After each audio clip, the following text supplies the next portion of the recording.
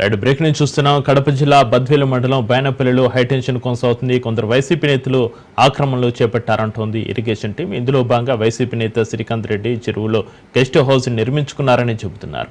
ఈ క్రమంలోనే కూల్చివేతలు ప్రారంభించారు. అయితే నోటీసులు ఇచ్చి కూల్చివేయాలంటున్నారు బాధితులు. దీంతో అధికారులు వైసీపీ నేతలకు మధ్య వాగ్వాదం చెలరేగింది.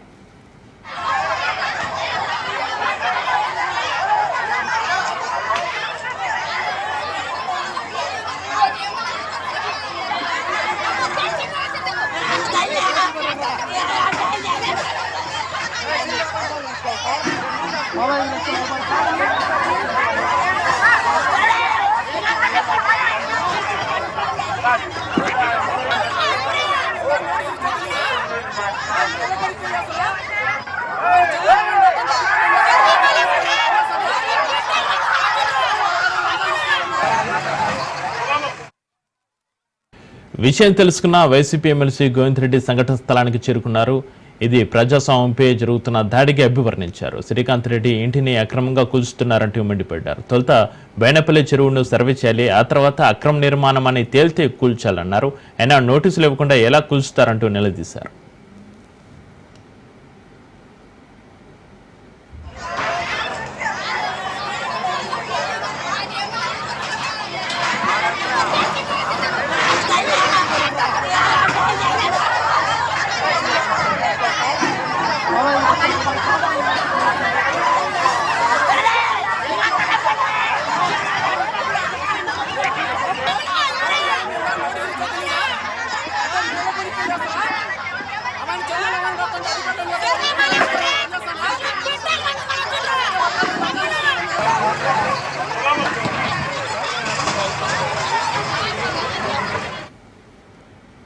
కడప జిల్లా బద్వేలు మండలం బైనపల్లిలో హైటెన్షన్ సంబంధించి మరింత సమాచారాన్ని మా ప్రతినిధి హుస్సేన్ ఫోన్లైన్ అందిస్తారు. హుస్సేన్, కొందరు వైసీపీ నేతలు ఆక్రమణలు చేపట్టారంటుంది ఇరిగేషన్ టీం. ఇందులో భాగంగా వైసీపీ నేత శ్రీకాంత్ రెడ్డి చెరువులో గెస్ట్ హౌస్ నిర్మించుకున్నారని చెబుతున్నారు. ఈ క్రమంలోనే కూల్చివేతలు ప్రారంభించిన పరిస్థితి. అయితే నోటీసులు ఇచ్చి కూల్చివేయాలంటున్నారు బాధితుల ఆరోపణలకు సంబంధించి మీ దగ్గర ఉన్న అప్డేట్స్ ఏంటి Hussain? Okay, thank you Chakri. YCP ప్రభుత్వ హయాంలో సాగినటువంటి భూ కబ్జాలు, ఖాళీ స్థలాల ఆక్రమణలను గుర్తించడంలో కూటమి ప్రభుత్వం ప్రతిష్టాత్మకంగా తీసుకున్నట్లు అనిపిస్తోంది. ఇందులో భాగంగానే కడప జిల్లా బద్వేలు మండలం బైనపల్లిలో ఉన్నటువంటి చెరువు తొట్టిని ఆక్రమించి అక్కడి స్థానికుడైనటువంటి వైసీపీ నాయకుడు శ్రీకాంత్ రెడ్డి దాదాపు 10 సెంట్లలో ఒక గెస్ట్ హౌస్ ను నిర్మించుకున్నారని అధికారులు తేల్చారు. అయితే జిల్లా వాలంటరీ వింగ్ చైర్మన్ గా ఉంటున్నటువంటి శ్రీకాంత్ రెడ్డి గత ప్రభుత్వ హయాంలోనే ఇక్కడ ఈ నిర్మాణం చేపట్టినట్టుగా అధికారులు గుర్తించి అన్ని వివరాలు కూడా ఆ సంఘటనా స్థలానికి తీసుకువచ్చారు. అయితే శ్రీకాంత్ రెడ్డి మాత్రము తనకు ఎలాంటి నోటీసులు ఇవ్వకుండా ఈ తనది అక్రమ కట్టడం అని భావిస్తూ తొలగించడానికి వచ్చారని చెబుతున్నారు. అయితే అక్రమ నిర్మాణానికి సంబంధించి ఈ గెస్ట్ హౌస్ ను కూల్చేందుకు నిన్న సాయంత్రం నుంచే అటు ఇరిగేషన్ అధికారులు, రెవెన్యూ యంత్రాంగం గట్టి పోలీసు బందోబస్తుతో అక్కడకు రావడం జరిగింది. కూల్చేందుకు ప్రయత్నించగా శ్రీకాంత్ రెడ్డి సహా అతని కుటుంబ సభ్యులు, ఇతర బంధువులు పూర్తి స్థాయిలో అడ్డుకున్నారు. దీంతో అధికార యంత్రాంగానికి, శ్రీకాంత్ రెడ్డి కుటుంబానికి, అక్కడ ఉన్నటువంటి కార్యకర్తలకు చాలా సేపటి వరకు వాగ్వివాదాలు జరిగాయి. మహిళలైతే జేసీబీకి పూర్తి స్థాయిలో అడ్డుకున్నారు.